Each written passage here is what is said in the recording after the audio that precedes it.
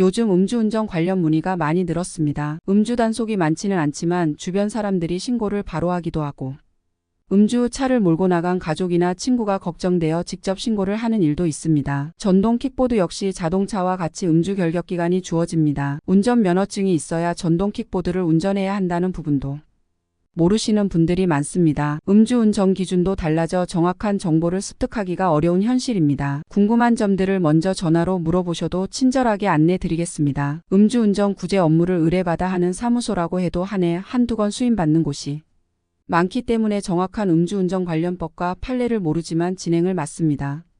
잘못된 정보로 인해 더 많은 수임비와 시간을 버리지 않게 진짜 전문가에게 의뢰하는 것이 가장 중요한 일입니다. 2019년 음주 기준이 달라져 성인 몸무게 평균 65kg 기준으로 소주 한 잔, 맥주 작은 캔 한 잔, 와인 한 잔 정도만 마셔도 정지에 해당하는 음주 수치가 나옵니다.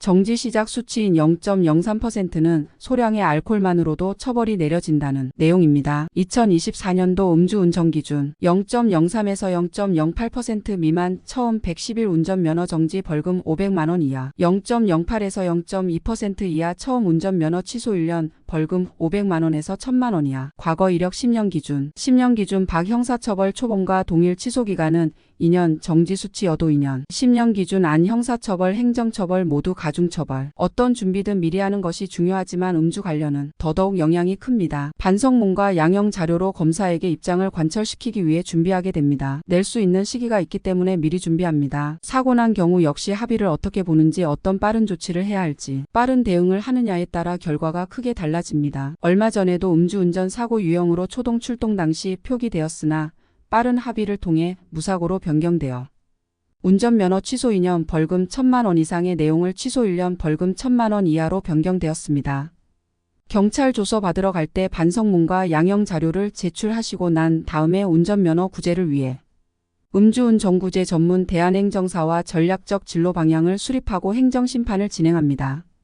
처음부터 도움을 받는 것이 큰 효과를 볼 수 있습니다. 음주반성문 예시의 경우 이번에 발생된 내용과 관련된 내용 위주로 누가 언제 어디서 무엇을 어떻게 왜 육하원칙에 따라 작성합니다. 개인의 감정이나 변명에 치우치지 말 것이며 서술 형식으로 작성. 내가 처해 있는 사항을 객관적으로 내용을 담는다고 생각하고 작성하는 것이 유리합니다. 내용을 보고 읽는 사람의 입장에서 읽기 쉽도록 내용 전달이 명확하게 되도록 하는 것이 좋습니다. 우리나라에는 구제 제도가 마련되어져 있습니다. 운전면허증 취소된 부분이 CCTV를 가려볼 만한 상황이 되시거나 단속되었을 때 음주운전 조건에는 충족하나 정황상 어쩔 수 없이 차를 이동시킨 긴급이동 아니면 차를 조금만 이동한 경우 주차를 할 목적으로 주차만 한 경우 등 많은 내용과 사정이 있습니다. 이런 상황들로 음주 조건에 해당한다고 해서 모두에게 똑같은 처벌을 내려지기에는 불공평한 부분도 있기 때문에 만들어진 제도입니다. 세종시 중앙행정심판에서 심의를 보게 되며 인용이 되면 운전면허가 구제됩니다. 행정심판은 취소 결정 통지서를 등기로 받은 후 60일 안에는 접수되어야 합니다. 전국 음주운전구제를 그 한 기관에서 심의가 되기 때문에 방문 출석을 요하지 않으며 정건 서류로만 심의를 보게 됩니다. 음주 후 운전을 하게 된 상황들이 많습니다. 하게 된 배경을 알려주시고 이번에 적발되셨을 당시 알코올 농도 수치와 과거 이력을 이야기해 주시면 됩니다. 내용을 살펴보고 구제 가능성에 대해 진단해 드리겠습니다. 대한행정사는 음주운전 구제만 업무하고 있습니다. 9년이 넘는 시간 동안 전국에 의뢰 들어오는 구제 업무를 하고 계시는 대표행정사님께서 처음부터 끝까지 함께 도움을 주십니다. 물론 심의 신청을 혼자서도 할 수 있습니다.